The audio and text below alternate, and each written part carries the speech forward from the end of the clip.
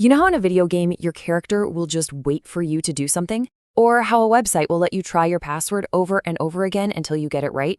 Well, that's not magic. It's actually a really fundamental programming tool that teaches a computer how to be persistent. And today, we're going to break down exactly how it works.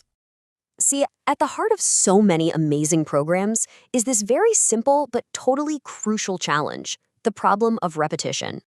I mean, think about it. If you wanted a character to take 10 steps, sure, you could just write the take a step command 10 times. Easy enough.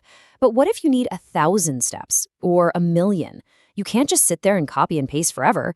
It's not just messy, it's pretty much impossible for any real-world task. There's got to be a smarter way. And this right here is the key.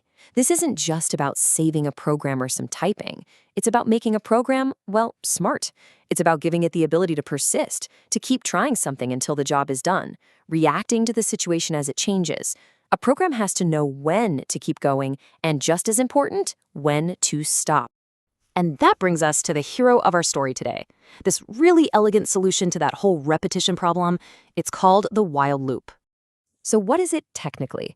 Well, the textbook definition is that a while loop is a control flow statement that allows code to be executed repeatedly as long as a specific condition remains true. Okay, let's dive into this. I know, that sounds super technical, but trust me, the idea behind it is incredibly simple. Don't let the jargon fool you. This is a concept you are already using every single day of your life. Here's the perfect way to think about it. The condition is, am I thirsty? And the action is, take a sip of water. As long as the answer to that question is yes, you just keep performing the action. The second you're not thirsty anymore, the condition becomes false and the loop stops. That's it. That is all a while loop is. It's really that intuitive. Okay, so we've got the core concept down. Now let's kind of peek under the hood and see how this thing actually works inside a program. Every single while loop, no matter how complicated it seems, boils down to these two simple parts. You've got a question, that's the condition, and you've got a task, that's the action. The computer asks the question, is the light red? If it's yes, it does the action, wait. It asks, is the player's health above 0? If yes, it keeps the game running. It's this constant check, then do cycle.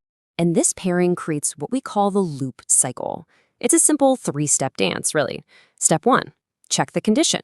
Step 2, if that condition is true, run the code inside. Then, and this is the magic part, step 3, go right back to step 1 and check all over again. It will repeat this over and over and over until that condition is finally false.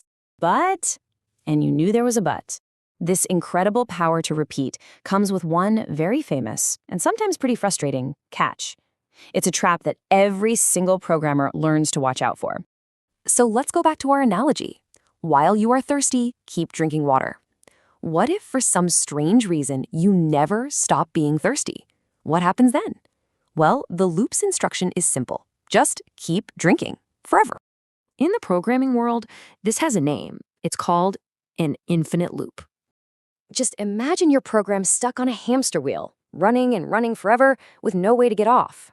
That's an infinite loop. And it brings us to the golden rule of while loops. Something, anything, inside that loop has to eventually make the condition false. If that doesn't happen, your program is trapped. But here's the thing. Once you understand that one crucial rule, you've basically unlocked a true coding superpower. You can now build programs that are dynamic, responsive, and seriously persistent. And this is where it all clicks into place. This one simple idea is the engine behind so much of the tech we use every day. You know that game character just standing there waiting? It's in a while loop, waiting for the condition player presses a button to become true. That login screen, it's looping while the condition password is incorrect is true. Processing a huge list of items, a rocket launch countdown, it's all powered by this simple, elegant idea of while this is true, do this. So really, the most important thing to take away is this. The while loop is so much more than just a way to repeat code. It transforms a simple true or false question into a powerful engine that lets a program persist and wait and keep working on a problem until the job is finally done.